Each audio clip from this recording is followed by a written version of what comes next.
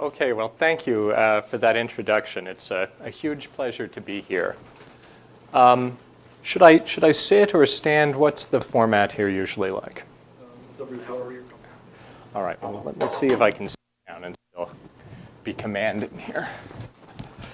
So today's talk is about work that I've done over the past year in India. And Indian civilization is famous for its great epic stories, like the Ramayana. And so this talk is going to be a little bit of an epic. It's going to have action and adventure, twists and turns, a little bit of ambiguity. And like any good epic, there'll be important lessons for computer science.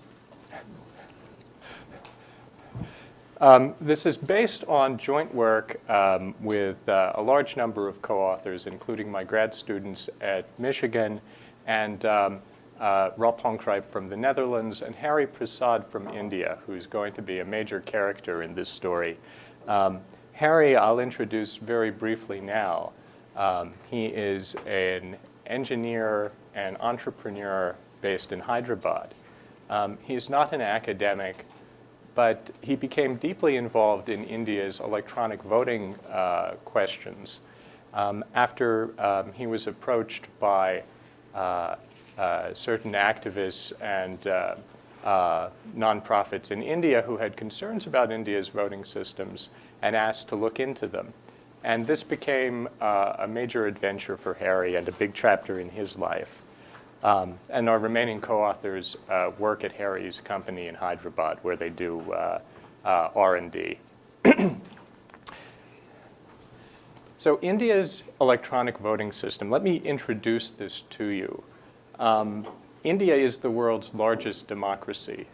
In the last parliamentary election, there were almost 800 million votes cast. So the scale of the challenges that their officials face in implementing an election system is just immense. Those officials are the Election Commission of India, the highest election authority in the country. They're a constitutional body, an independent branch of the government. You might think like our Supreme Court is an independent branch. The Election Commission there is an independent branch.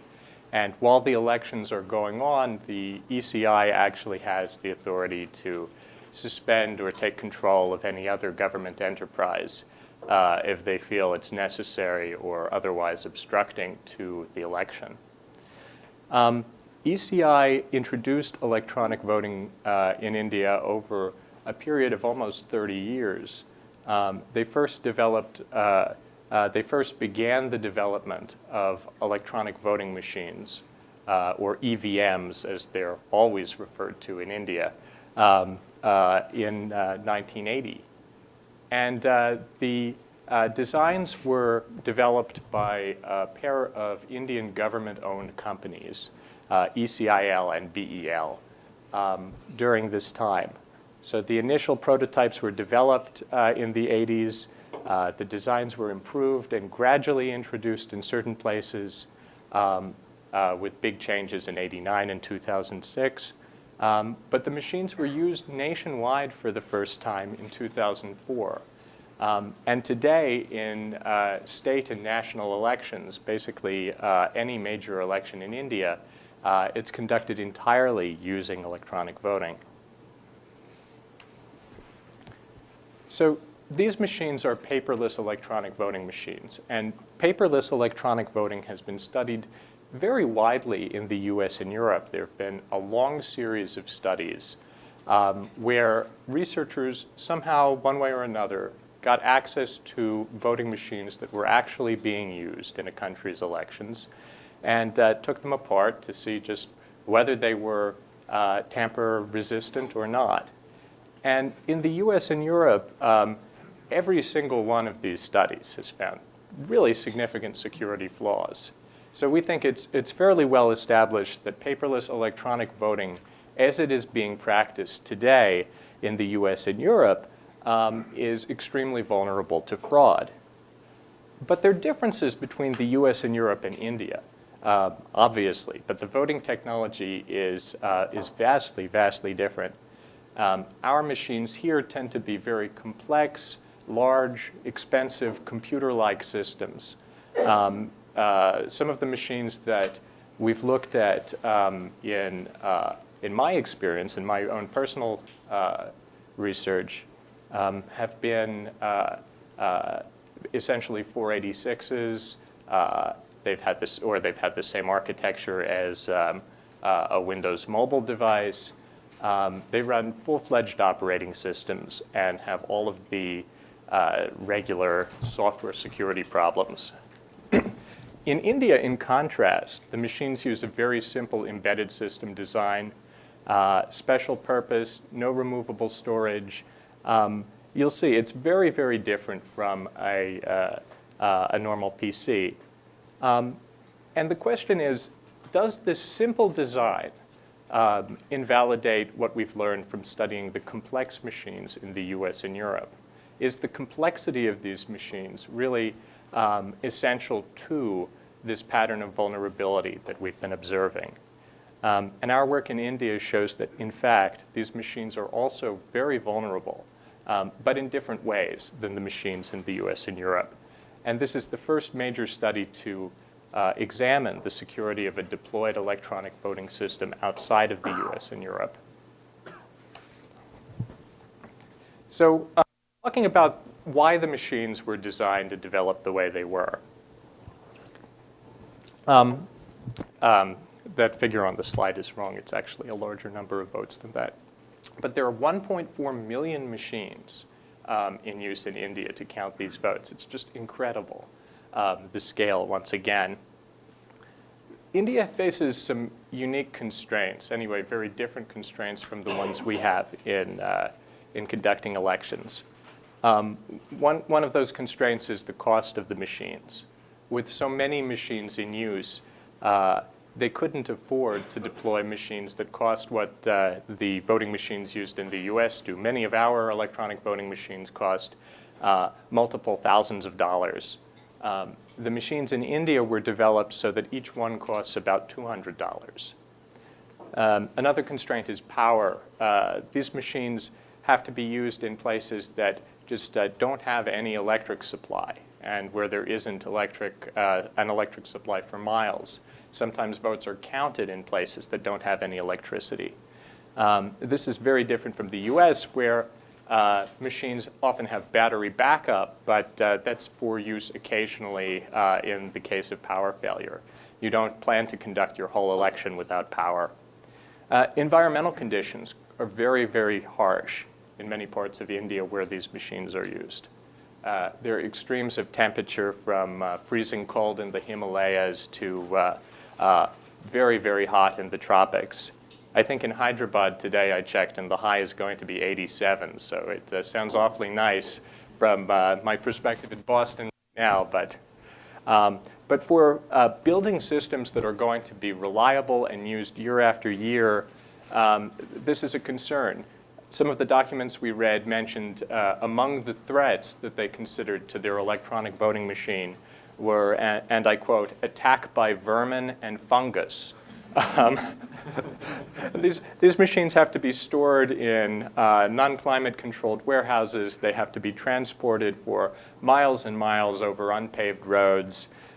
Some of them have to be taken in by boat into places in the jungle that are only accessible on the river, and then used there. So it's an amazing challenge that they face, because the election officials really have committed to building a voting system that can be used by everyone in India. They're not going to use different things for people in urban areas and people in rural areas, people who are educated and people who are not. It's very egalitarian. So even voters who are illiterate, and the literacy rate in India now is only, it's about 67%, but among women it's closer to 50%. So they need voting machines that can be used by people who are illiterate, and even people who are technologically illiterate to a level that we can barely understand, people who in their daily lives don't use light switches, whose village where they live does not have access to technology that people interact with on a daily basis. So the machines have to use the simplest possible design. And finally, there's this challenge of booth capture. So this is really the one on this list that is a security challenge, and it relates to the overall level of security in Indian society. So before the machines were introduced, they used a paper ballot system. And an all too common way of attacking this system was that a group of goons, as they call them, who were working for a candidate would show up at the polling place and just tell everyone politely to go away, and then they'd proceed to stuff the ballot box for as long as they wanted or until the authorities showed up, which might be several hours later. And sometimes this was reported, sometimes it wasn't reported because people believed there would be consequences to turning the goons in. So booth capture was a dramatic threat.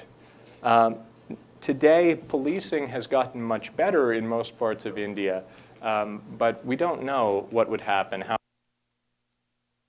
this is reintroduced.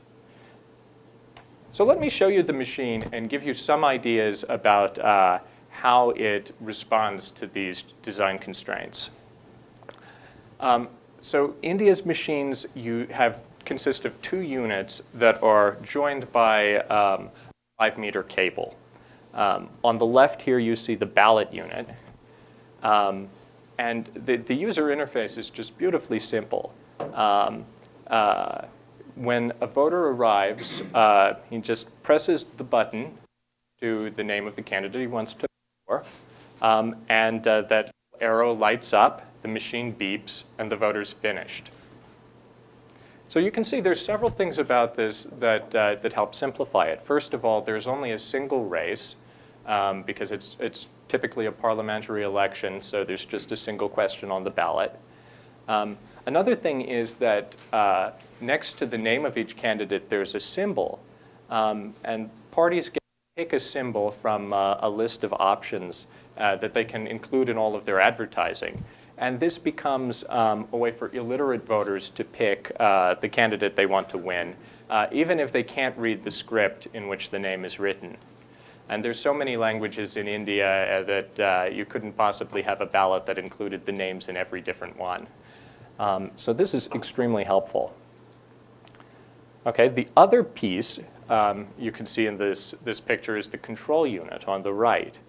And whereas the ballot unit is contained in a voting booth where people can't see what the voter is picking, the control unit is kept in public where everyone can see it and is what the election officials use to run the election. So the election official can press that big ballot button, and that allows a single vote. And the voter uses the control unit to cast it. Inside the ballot unit, when you open these doors, there are a lot more functions that are activated. And the system of doors is a very interesting security feature. They can be independently sealed. There are 4 different doors that are independently sealed. And those seals are broken at different places in the election cycle. This is a security mechanism to allow different functions to be executed at different times, and it's built into the physical design of the machine. To walk you through an election cycle, this is important to really understanding the way the system can be attacked. Let me show you up here. Before the election begins, poll workers initialize the machine by pressing this candidate's button to control the only parameter, which is the number of candidates on the ballot. Then they press this clear button to zero out the number of votes, erase whatever results are left from the last election, and close and seal the plastic doors, all 4 of them. Then on the morning of the election, they come in and they can press the total button to make sure that there are, in fact, 0 votes that have been cast so far. They can begin polling by pressing the ballot button for each vote, let the voter cast a vote. Then when voting is finished, when everyone's done casting, they press this black close button. And that involves opening the first of the seals on the machine.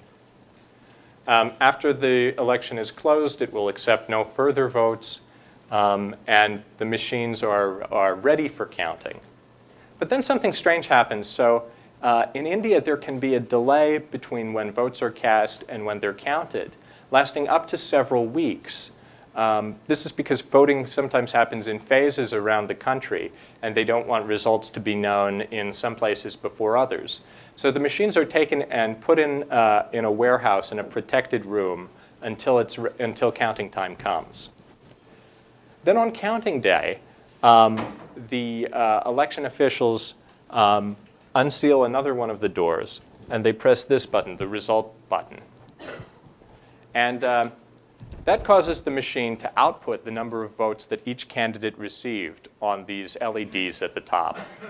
And they do this in front of a room full of people like this one, where there are people from the press, people from different candidates, and they hold the machine up in front of the room and press that button. And that way everyone can read what's coming off of it, and that's how they extract the information. It's not a system like we have where maybe the machine plugs into a telephone line or something and uploads the results to a central system, or where there are printouts that have to be preserved and protected. It's just the counting happens in a very public way. So here's the whole sequence. The machine shows the total number of votes, the number of candidates, and then for each candidate, the number of votes they've received, with a couple of seconds delay in between each. So that's the Indian system. So the Election Commission of India, yeah. So, just going back to the constraints, sure. So it's pretty obvious how this addresses things like cost and other constraints. Oh, yeah. But there's the booth takeover constraint. Yes. I'm sorry, I meant to. Or anything can address it? Yes. Booth capture, these people coming in and stuffing the ballot box, was one of the major things that they tried to address in this design. And the way they did that was they introduced in the software a kind of rate limiting feature. So the machine will only allow about 6 votes every minute. And if you try to authorize votes at a faster rate than that, it just adds a delay. So that's their answer to booth capture. Make it so even if the polling place is taken over by a squad of goons, the goons can only do so much damage because it will take them all day to insert a very large number of votes. So it's interesting. But this system, I think it addresses, yeah. How do they make sure that the mapping between the listed candidates is the same or is consistent across all of them? That's a good question. This ballot paper, the order of the candidates on the ballot, is determined a couple of weeks before the election and widely printed in the newspapers and so forth, so that it's well known. Presumably some fraction of people in the place who want to vote for a particular candidate will notice if that candidate is somewhere different. Another interesting thing is how many candidates this unit can support. So you can see there's 16 buttons. So you can support up to 16 candidates on one of these ballot units.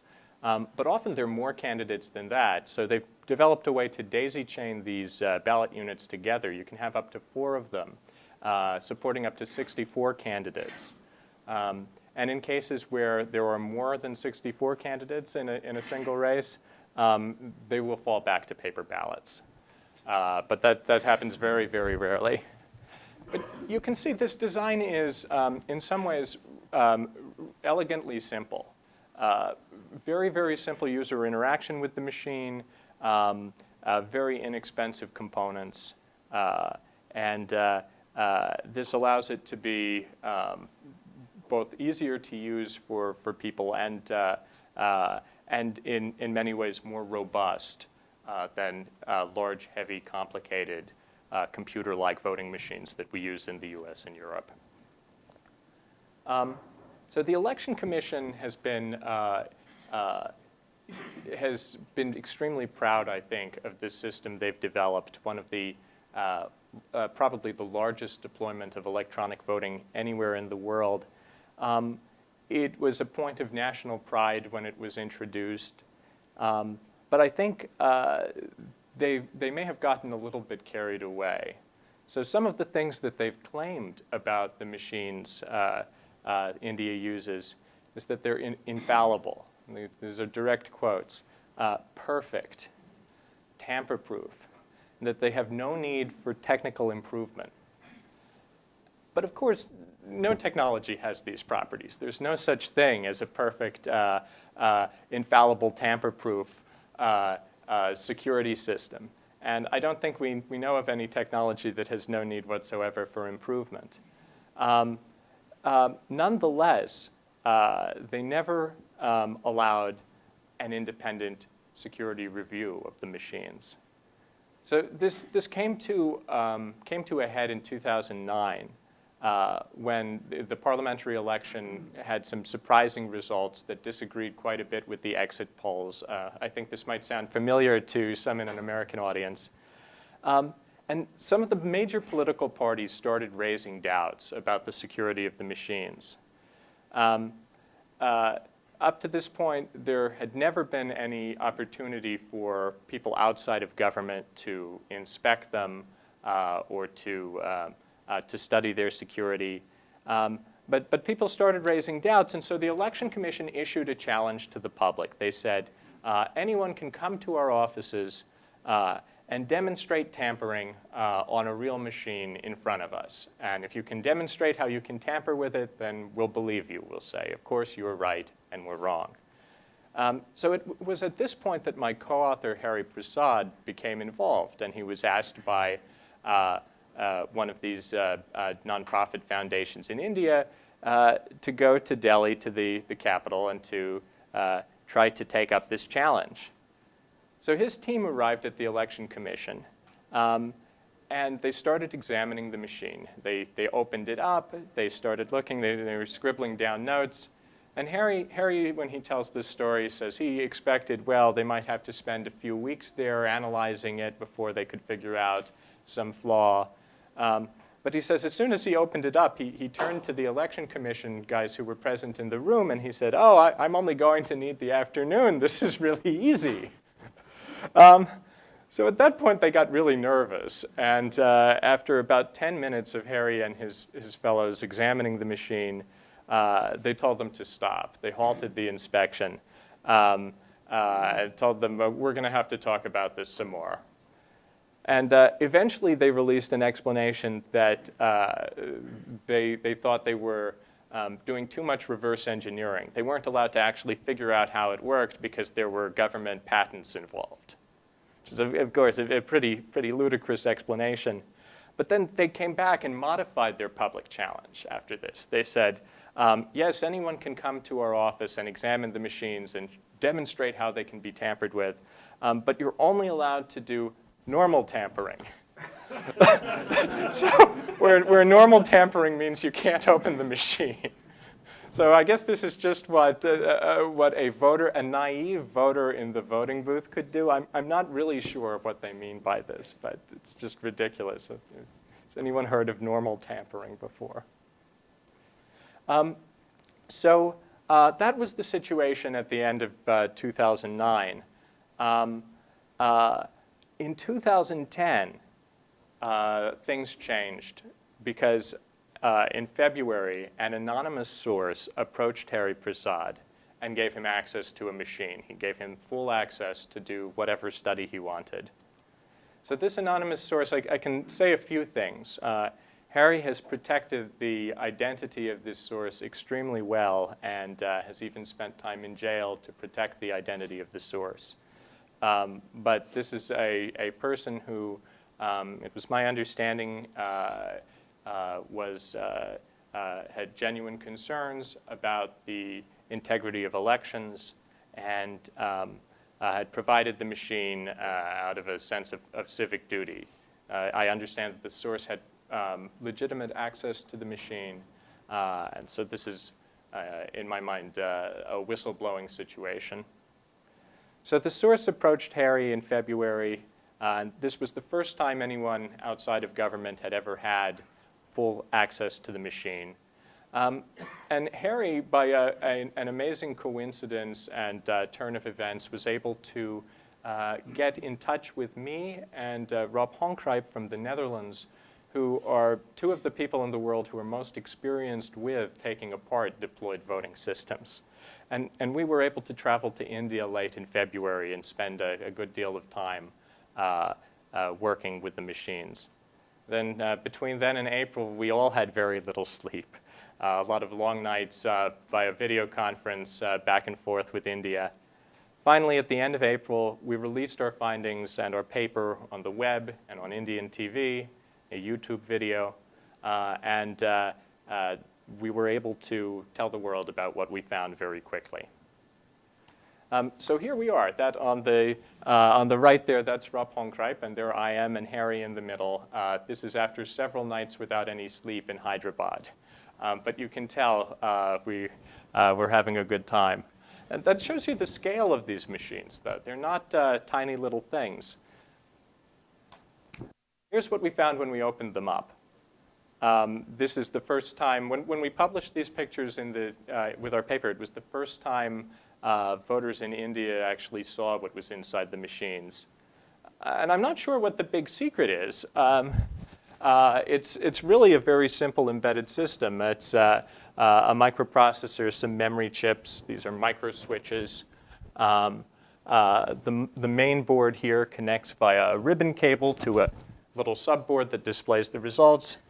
This is a speaker, and we've covered over the aperture in the speaker because we took these photos as we were doing tests at night, and the speaker is so loud, ear-splittingly loud, when it beeps after each vote, that dogs all around the neighborhood would start barking every time we did a run-through of our test. So for our own sanity and the welfare of the neighborhood, we covered it up. Yeah? It's not actually internal only. That's a power switch on the back. There's a slot in the back through which those ports and switch extend. So a little bit of a close-up. Here's the CPU. It's an 8-bit, 8.8 megahertz microcontroller, a Renaissance piece. It also contains the election software, which is stored in an on-chip masked ROM. Here, these are two serial EPROMs. They store the votes, and each one stores a complete copy of the election outcome. Here's the other board, the smaller display board. The display board, of course, is where the election results appear. Just 6 7-segment LEDs and almost the simplest possible circuitry. It's just multiplex directly driven by the CPU through that 15-pin ribbon cable. OK, so that's the design. And it didn't take us long to think of a few different ways that this might be attacked.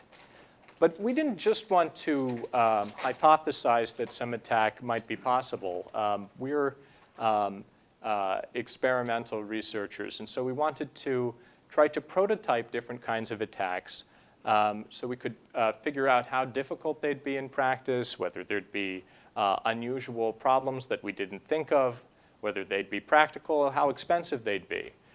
It's like any other kind of systems research. You want to actually build an experiment with the thing you're talking about. And I think that's extremely important in security because it's just so easy to say something's broken, but to actually show and quantify how broken it is takes a lot more work. So we focused on 3 different classes of attacks. And I'm going to show you what we found in each case. Now, these first 2 kinds of vulnerabilities, dishonest look-alike devices and tampering with state, as I'll explain, they require physical access to the machines after they're out in the field. So it's a really important question. how difficult it is for criminals to gain access to them without being detected. So this is how the machines are sealed.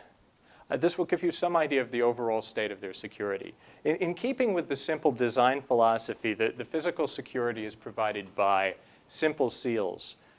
These are images from an official training video that show how the doors on the machine are sealed literally with wax and string. This is not a high-tech security device. On the bottom of the machine, they have some tamper-evident seals over the screw holes to show if you've opened the screws. They consist of some inkjet-printed stickers.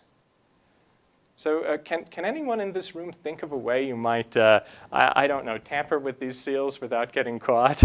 I mean, if we run down the street and buy some sticky paper, if we go get a candle, these are not devices that someone who's had any time to prepare and is at all a serious attacker will be detected with. Furthermore, the machine, yeah. You know, if I think about my home block, same story, right? Anybody can go home. Right. So. House is break a window and So yeah, you're deterring the opportunistic attacker, and you're hopefully convincing a thief to find an easier target. So maybe these seals will help convince election fraudsters that they should go pick on some other country that doesn't bother to put paper stickers over the screws on their machines. I don't know. So the machines are kept in warehouses at various parts of the election cycle that are supposed to be protected. But the security varies widely here, too. Some of them might actually be strong, but others are basically abandoned industrial warehouses or old high school gymnasiums, that sort of thing. It sounds a little bit like where voting machines are stored before elections some places in the US. But each of these warehouses, we've done the math, and each has to contain, on average, a couple of thousand machines.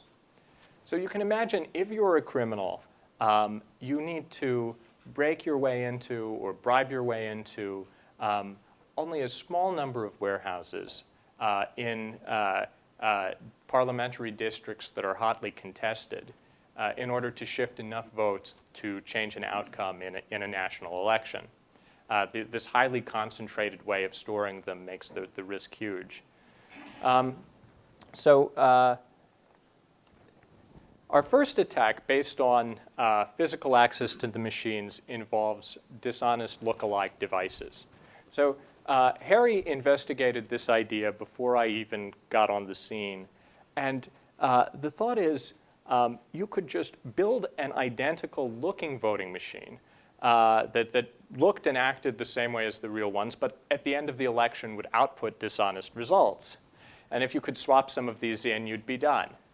So Hari built a prototype of one of these dishonest look-alike EVMs in just a couple of weeks, costing a little bit less than the real one. And the difficult thing, the only difficult thing at all, was trying to make a realistic case that looked like the real one. So plastic injection molding turns out to be more difficult for most engineers to do anyway than manufacturing PC boards and designing circuits. So that was an interesting finding. But when I got there, I thought, I looked at this machine and tried to think of a simpler way that we could replace some of it anyway with dishonest look-alike components and change results. And in fact, every piece of the unit essentially is trusted, every major component. The ballot unit itself as a unit, the control unit as a unit, even the cable connecting them. If any of these pieces is replaced by a dishonest look-alike, it could change the outcome. But when I looked at it, I thought, I should tell this whole story. So I was going to India. I was invited to India for a pair of symposia that were being held about electronic voting security. I'd been interested in their voting machines for years, so I decided right away I would go. But a couple of days before my flight was going to take off, I think actually it was Thursday and my flight was on Monday night, I got a phone call that, oh, we have something else to tell you. Our friend Hari Prasad has a machine. And whoa, you have one of these machines? This is going to be a much more exciting trip than I thought. And it was then that I saw the first really primitive cell phone pictures of the inside. At that point, in that conversation, I thought, what device can we build to demonstrate this attack next week? And this is the piece that I decided was feasible to attack, the display board. Could we make a dishonest look-alike display board that would change election results? So I went downstairs to teach my grad level security class. At the beginning of the lecture, I asked the group, does anyone here know how to make a circuit board? Because I'm not a hardware guy by training. And one of the students who was one of the students was foolish enough to raise his hand and meekly volunteer. And he spent, I think, most of the time between then and when my flight left on Monday, designing and having manufactured and then assembling our first prototype of this attack. And that student, Eric Wustrow, is now one of my grad students. So here's what we built. This is the final version of this attack. He built in those few days the prototype version, which worked. But our final version of the attack is a bit more complicated. So it looks just like the real display board, except underneath these components, we've hidden some extra circuitry. So here on the left is a microcontroller that essentially does a man-in-the-middle attack on what the CPU is trying to display on the LEDs. It interprets the output as the machine is displaying it, and then calculates a different outcome with different votes for the candidates that shifts a fraction of the vote to a preferred candidate. So stealing proportionally from everyone else. This is a little bit challenging because we don't know the full results before we have to commit to the first one. We have to, the candidates are shown in sequence, so when candidate number one's total is displayed, we have to steal some fraction, but not too much, and not too little. So there's some interesting heuristics that we use to do that. Here, this is another component that you'll see in, I should show you these first. So here you see the machine, the actual machine with our display board, the real one.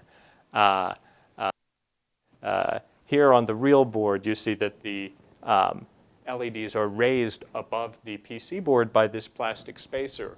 And this was convenient for us because it actually gave us enough room to hide our components and still be realistic. So from physical examination, for a non-technical person, it would be impossible to tell the difference. For a technical person, they might notice that the traces are slightly different, but we could handle that with further engineering and a multi-layer board. So the one complication here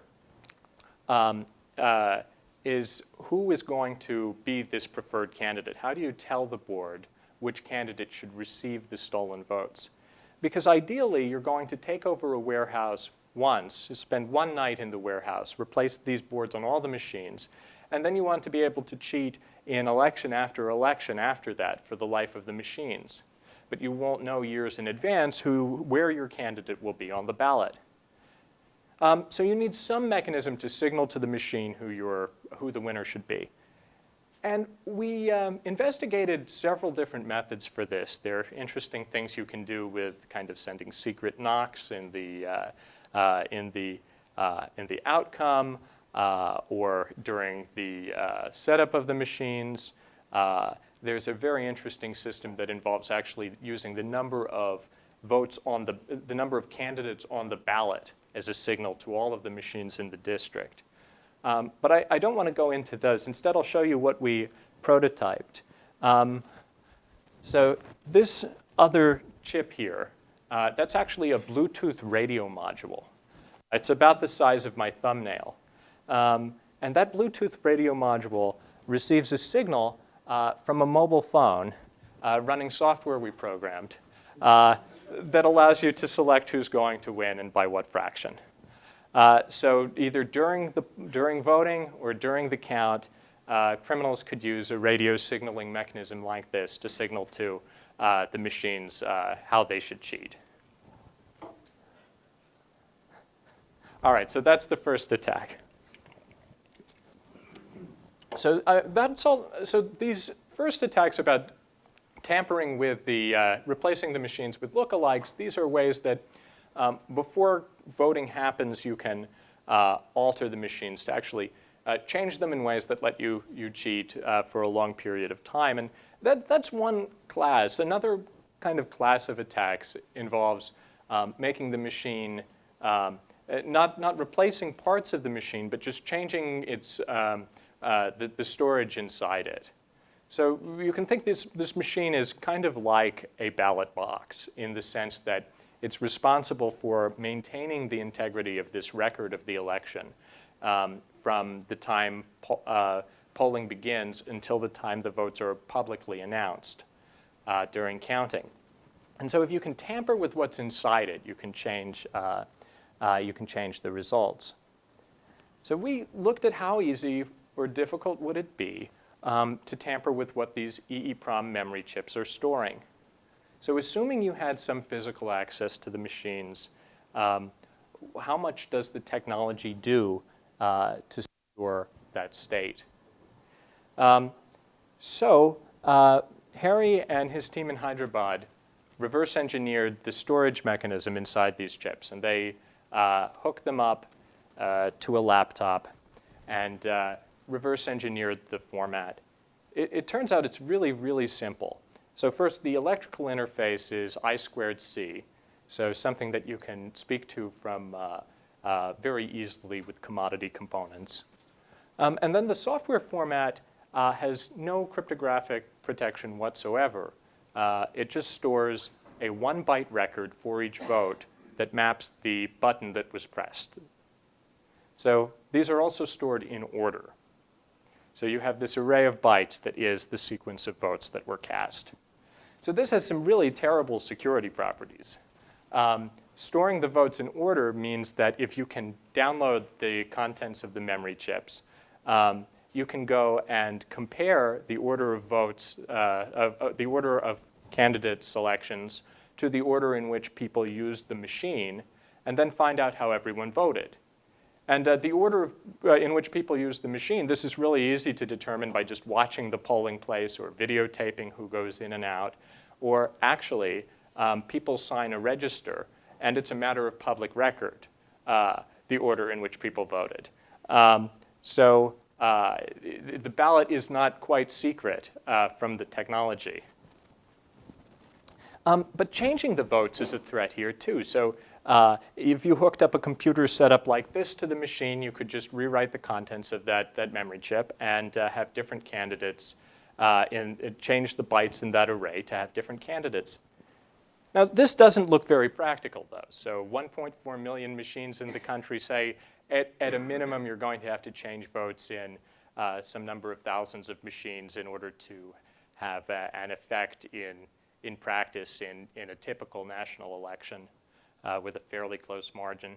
So this looks really cumbersome. It's going to take a very long time. So we thought, how could we make this into a more practical attack? And I set my students out to build this device, which I call Clippy. And Clippy is our miniaturized form of this vote-stealing attack. So Clippy clips directly to the memory chips inside the machine and rewrites them to steal votes by proportionally shifting them in favor of a preferred candidate.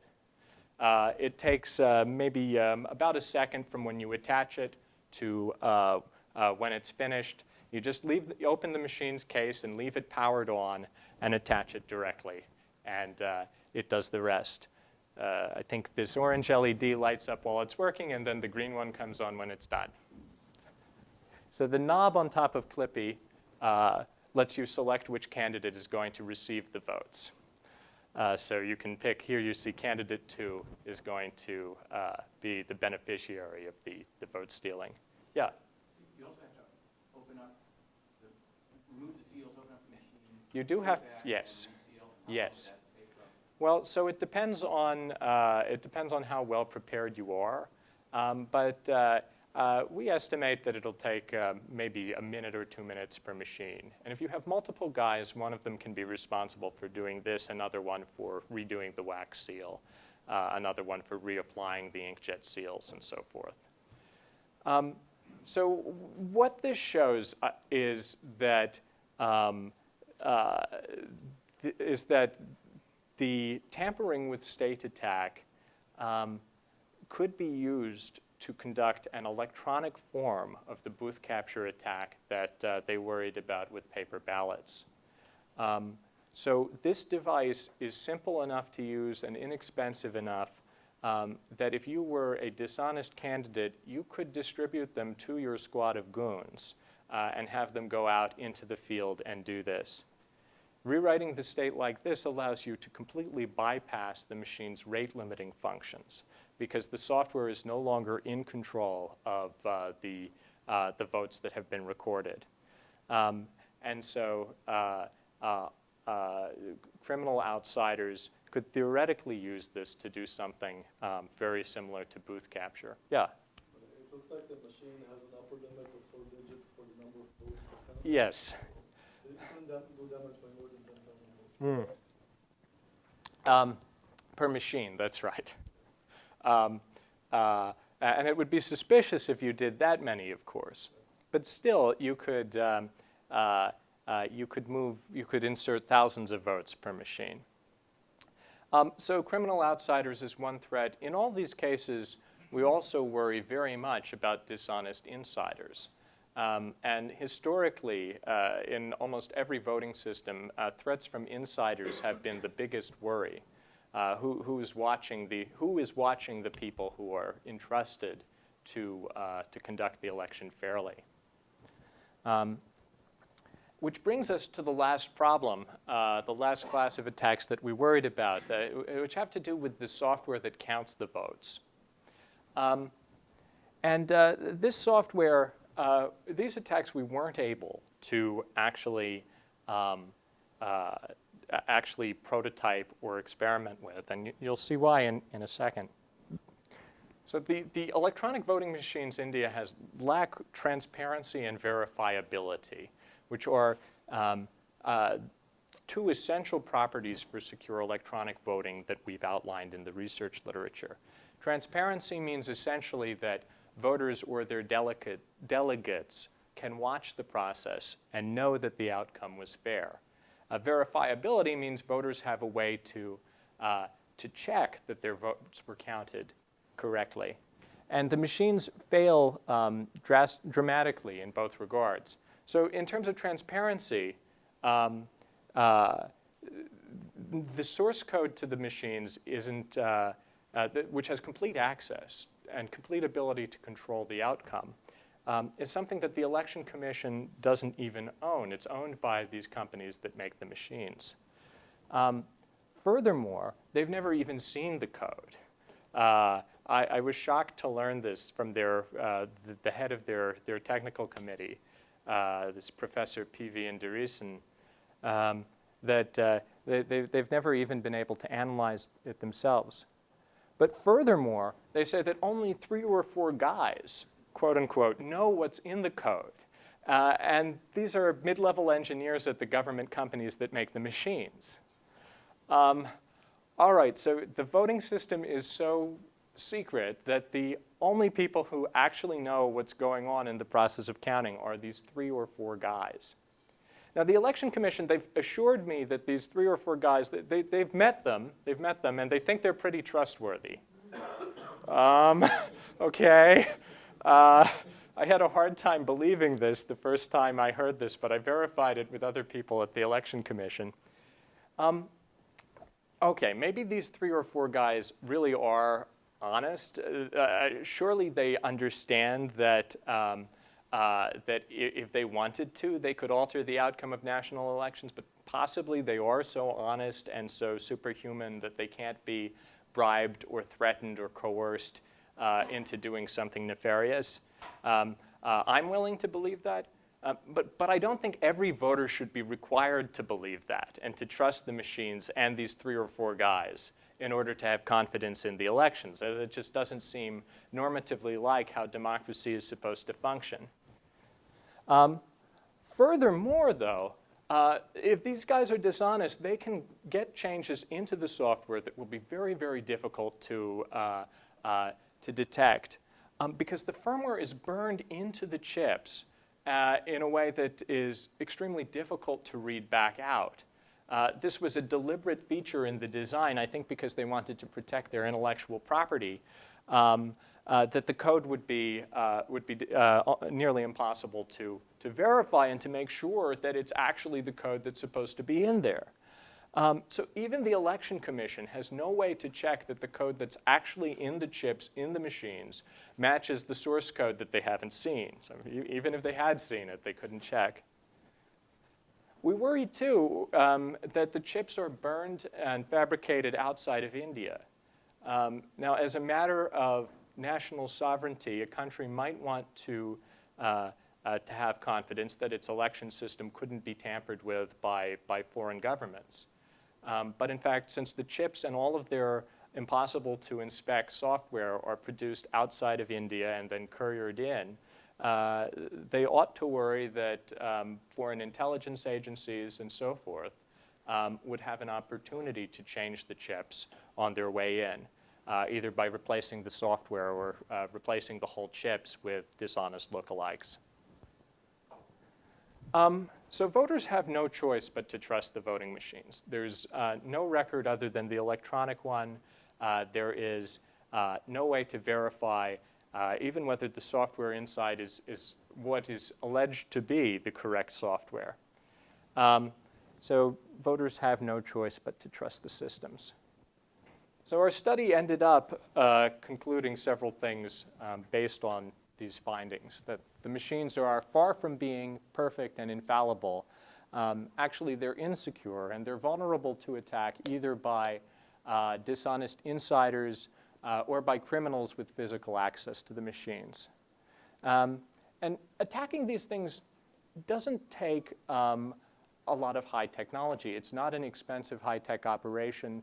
You don't need to do fancy software reverse engineering necessarily. It just takes basic electronic skills. Our dishonest display board and our Clippy manipulator device, each of these cost just a few dollars to build in quantity. They were things that grad students could make in days or weeks.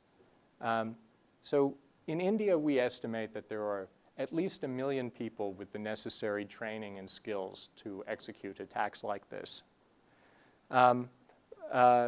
And once done, these attacks might be very, very difficult to actually detect, especially manipulating the state of the machines, because that could leave no physical evidence in terms of parts that have been changed. This creates a situation where I think voters would be right to worry about the integrity of election results. Although we want to be very careful to emphasize that our study does not show that any past election has been tampered with or stolen, and we did not even attempt such an analysis. That's outside the scope. None of us want to be killed. So the reactions in India. So when we initially released our findings, the reaction in the media was quite strong. People in many of the papers and TV channels covered the results we found. Hari actually did a live demonstration on television with the actual machine where he used the dishonest display to change the results. But The Election Commission responded by basically just denying it all, saying, oh, they didn't even have one of our machines. None of this is true. And that cut down on the reaction for a while, but Hari kept talking to the press, and the debate about this was sort of simmering in India over a period of a few months. Eventually, the Election Commission admitted that the machine was real, and in fact said it had been stolen from one of their warehouses. But they maintained that despite what we had demonstrated, the machines were still practically tamper-proof, whatever that means. But behind the scenes, they were very unhappy. The Election Commission launched a police investigation into the stolen machine, and were making increasingly critical and dramatic threats against Hari for his participation in the study. So then, I guess we don't have sound in here. Then, in late August, something dramatic happened to Hari. The police showed up at his house early in the morning on August 21st. 10 or 15 police officers, he says now, barged into his apartment, woke up his parents and his wife and his kids, and told him, you have to come with us, you're under arrest, unless you want to tell us the identity of your anonymous source, in which case everything will go away. So so the police took Hari from his home in Hyderabad to Mumbai, where this particular police station was and where the machine in question had come from. This was a 14-hour drive over land. Interestingly, the cops decided to let Hari keep his cell phone. So he started making calls to all of his friends, other activists involved in this, the press. I learned when I woke up the next morning that he had been taken and reached him while he was still in the police car. And I actually made this recording with him in the police car. Let's see if I can get it to play.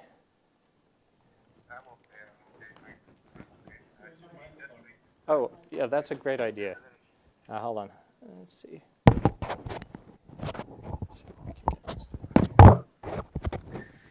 I'm okay, thanks. I'm okay. We just reached Mumbai. In another 20-25 minutes, we'll be reaching the police station. Police came to my house at 5:30 in the morning, saying that they're going to take me into custody, as I couldn't revert back to them on the anonymity. In the sense, like I didn't disclose who has given me the mission. They said, like, if you want to get out of this, you have to find who has given you, and you get out of this issue, then nobody will touch you. The police are getting pressure on the top, so obviously they can't do anything. They have no other option than arresting me. The only thing what I want to say is this kind of intimidation will hit the hearts of volunteers, and no volunteer will come forward if this kind of thing happens in future. That's the reason I'm going to take it on, and I'll face it so that the volunteers get inspired by me. And the ultimate goal is we have to achieve that these machines are not fit enough for the elections. This is what I'm thinking, and I want to say whatever research we have done or whatever work we have done is right with all my heart. Thanks for your concern.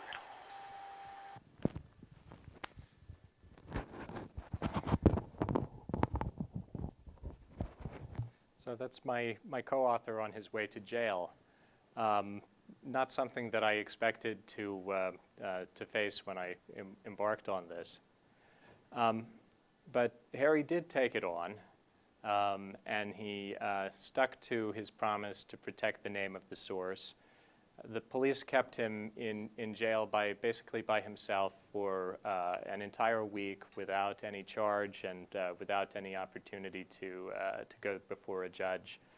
And they spent every day questioning him about where he had gotten the machine. In India, you don't have any kind of right not to incriminate yourself and to preserve or protect identities like this. So the best, in fact, you have to answer the police's questions, or it's a crime. So Hari, his line was, "I don't remember," when they asked him who the source was. "I don't remember." And in India, he tells me, people find this credible. It's a country where they still believe very much in mysticism in many ways, and so people in yoga and mysticism and so forth, and so people are willing to believe that you could will yourself to forget something like this, and so that was his story. But the police kept on it. He has some great stories about this, that at one point they said, well, if you don't remember the name, at least you must remember the face. And so they brought in a sketch artist who spent most of the day working with Hari and constructing this portrait of the source. And so when the sketch artist was finished, the cops gathered around, including the chief police inspectors and so forth, and some big guys who had come in from Delhi who were with the intelligence service, and they gathered around, and they revealed the picture, and it was a picture of the top cop at the police station. And Hari said, "Well, gosh, you've been beating on me and asking me questions for days and days. All I can think of is your face." So they didn't get anything out of him, and in fact they became pretty good friends after all of it. I think the police were very sympathetic. But after 8 days with the cops, Hari was finally brought before a magistrate who heard the story, and he had actually seen our results and seen our paper on the website, and the judge's reaction was to immediately order that Hari be released on bail. And he went beyond that. It's very rare to have this kind of dicta in an Indian bail hearing, but the judge added that what Hari Prasad had done was a service to his country. And if there's a question about whether the results of the study are right, then that deserves to be investigated separately. But whether this man had any criminal intent whatsoever in possessing this machine is beyond question. So after that, Hari was free on bail, but they continued the investigation. And in fact, despite the bail order, the police held Hari in Mumbai for the next month by issuing him a summons every day to report to the police station. So at 10 o'clock every morning, he had to go to the police station, and some days they'd ask a couple of questions. Other days they'd just have him sit around for most of the day. But there was no way he could return to his family or his business that were 14 hours away. So the inquiry went on from that point, but let me tell you what was happening simultaneously outside of jail. So while Hari was sitting there unable to communicate with us, I and his other friends in India started blogging about this and telling people and explaining what had happened. And it became one of the biggest stories in the Indian media. It became something that was widely talked about in international blogs. The issue took on an immense amount of interest, especially throughout India. This caused people to really step back a bit and question why the government was doing this to Hari. People, I believe, saw that the accusations that the machine had been stolen were irrelevant to the question of whether the study was correct and whether they were in fact perfect and tamper-proof or insecure and vulnerable. And people, eventually, there was a growing consensus that the machines needed to go, that the study, the results of the study showed that they were not sufficient for India's elections. Eventually, the Election Commission was forced to hold a public meeting with the political parties, all of the major national parties. And in October, they had this meeting to discuss what to do about the machines. And at a nearly unanimous request from the political parties forced the Election Commission to commit to changing the system. And in fact, the Election Commission formed a subcommission to study ways to achieve transparency and verifiability. That commission now, which consists of technical experts from India, is currently examining different systems that add paper in one way or another to the existing machines. So here we go. Here we've gone in the course from February to October, the span of my involvement here, from no one having ever had the chance to do a complete and independent security analysis of these machines to a national political consensus that they be replaced. This is just an amazingly fast rate of development for something like this. In the US, researchers have been talking about how paperless electronic voting is insecure for most of the last decade, and we still have many states that still use it. I think there are some advantages to having a centralized election administration.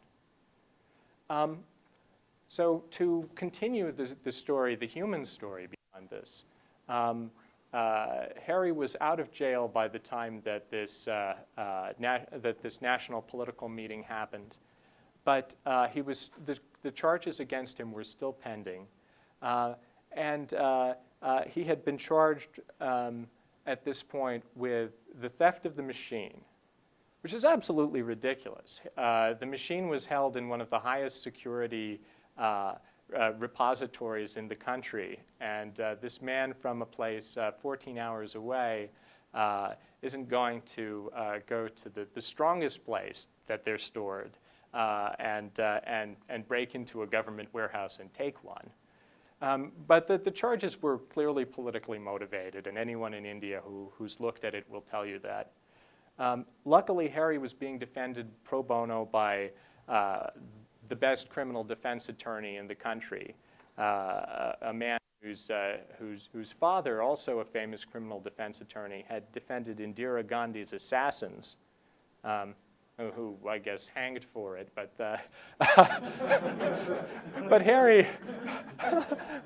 Hari faced these charges, and the judge kept pushing back the ruling because always on a different excuse. He wants to hear more evidence about this or that, or he doesn't have time. He needs a full 2 hours to read the judgment, and we only have an hour and a half today. Oh, I want Hari to be present in person. We're going to move in this defendant and merge the case with this and that. So it dragged out, and actually the final decision in Hari's bail argument came out last week. So last week, the judge finally ruled that Hari Prasad can go free on bail, and the charges against him seem incredibly weak, and the police have no reason to question him further. So more than 4 months, 5 months almost after his arrest, the charges come out. The bail question is decided. Now, this case of the theft of the machine is pending still, but it seems very unlikely that Hari will be in further jeopardy. I should add that for all of this, for going to jail to defend the source and his work defending the EVMs, Hari was named a winner of the EFF Pioneer Award this year and came to the US to accept it and was extremely grateful. Now, I went back to India myself last month in the middle of December. Rob and I went back to to hold a tutorial at a security conference there. We want to work with Indian voting researchers to educate them about sort of the state of the art in voting research and try to come up with solutions that work within the Indian context.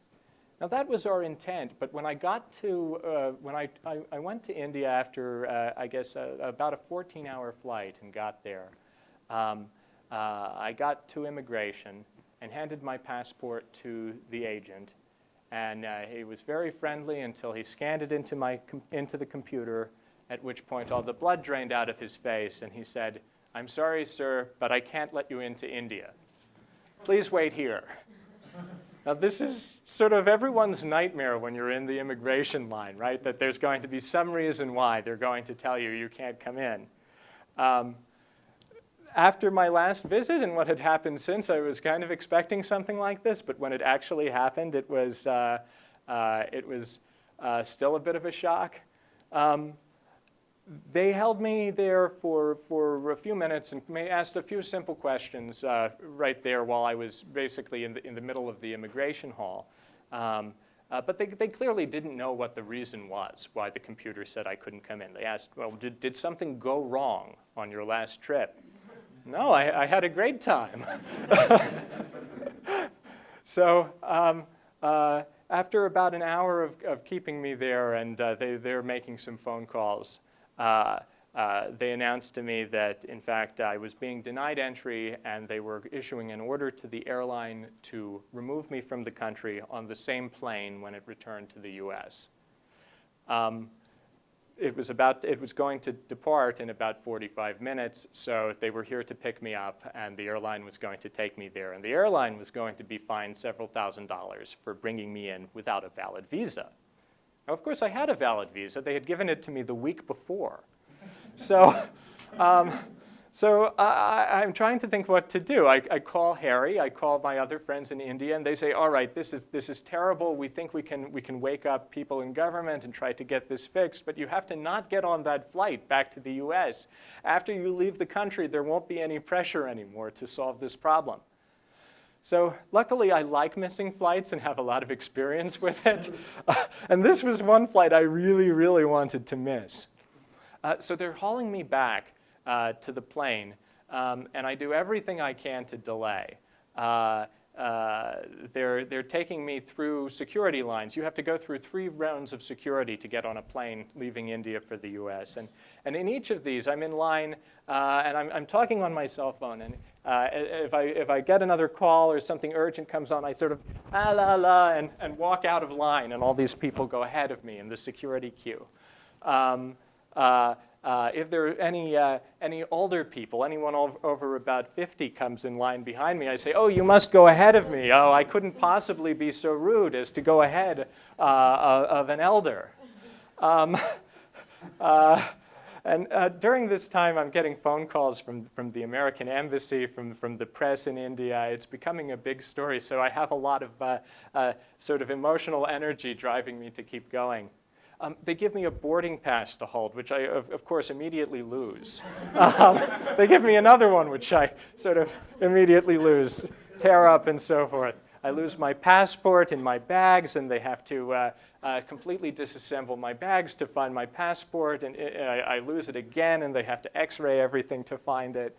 I can't get my shoes back on each time. I'm fumbling to put them on. And finally, the last round of security, they ask you some security questions. Did you pack your bags yourself? Did anyone give you anything to carry? Why, no, I don't think I've ever seen this luggage before today, but I did accept some strange package from someone that's somewhere deep in my bag. I think he might have been from Pakistan, and it sounded like it was ticking. So they gave me the most thorough security examination I've ever seen. They literally ripped my bags apart, took everything out. And each time after we meticulously reassembled my very densely packed luggage, I'd point out that there was some compartment way at the bottom that they had forgotten to examine, and they had to do it again. So at this point, the flight's almost an hour late departing, but they've held it for me. Thank you, Continental. And we have a couple of 100 feet between me and the plane. And there's not much I can do at this point except just sit on the ground and refuse to go and hope that they don't bring the guys with guns to shoot me. But two very nice Continental people start basically picking me up and carrying me to the plane at this point. At the very last second, a few feet from the gate, the guys from immigration appear out of nowhere and announce that, oh, we've gotten a phone call. You can stay for the night and go tomorrow.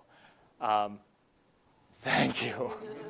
Oh my God, I couldn't take any more suspense like that. This was apparently, one of the Continental guys told me he's been working there for 3 years, and only once before has someone who had been issued a deportation order not forced to leave that night, and this absolutely never ever happened. And they deport several people a day, usually about one per flight. Has to go home for one reason or another, given the bureaucracy. Anyway, they kept me for the next 16 hours in the airport as they tried to figure out what to do. And they were very nice to me. They let me stay in the immigration chief's office on his nice leather couch. I found a way to get internet access and to talk to people. Meanwhile, behind the scenes, my friends were getting quite a few people in government involved. The Home Minister, the Foreign Minister, the Joint Minister were all woken up. The Chief Election Commissioner became involved, who was actually quite friendly with Hari at this point. There was a Supreme Court case ready to be filed the next morning. The Prime Minister was going to be involved when he woke up the next morning. He was in Germany. Almost every branch of Indian government was on the case. Finally, the decision was made. Yeah, all right, I'm wrapping up. Finally, the decision was made that they'd let me into the country. It turned out the problem was I was on an intelligence blacklist. But with enough high-level bureaucrats involved, they let me in. And I left the airport the next day, actually, to headlines in some of the papers saying I had been deported because they had talked to me as I was being dragged to the plane. So we weren't able to give the tutorial, but we were able to bring a lot more attention within government to the issue and to meet with the Election Commission and have a very serious discussion with them about the possibilities for reform. So they can do a lot better. We do better here in some places. But the problem of no transparency is best solved today, I think, by adding a paper trail. And you can do that either by counting paper ballots using a computer or by having a computer ballots that are put into a ballot box, paper records. All of these systems involve having paper and electronic records combined so that it's much harder to attack than either system by itself. So what now? In the immediate future, India is implementing stopgap solutions that will make the specific attacks we mentioned harder. Things like putting epoxy over the memory chips. So you can't clip a device directly to them. You have to clip it to the processor side of those lines instead. Things like doing better sealing, doing more inspection, and so forth. But redesign, new systems, adding paper, that's what the future has to be, because these machines do not provide a level of rational confidence that voters in India, like voters everywhere else, deserve. Unfortunately, the problem of insecure electronic voting is spreading. So maybe you might think that India's bureaucracy, India's government is trustworthy enough to get this right. But increasingly, other countries are adopting it. Places like all of these countries on this list are considering or have adopted a similar form of electronic voting. And I really worry that it could be used to prop up regimes that don't deserve the support of voters. So e-voting, in summary, deserves much more attention. Almost all the attention in research has been in the US and Europe. But most of the world's democracies are not in the US and Europe. And voting there is a problem with different constraints that deserves far more of our research effort. So thank you.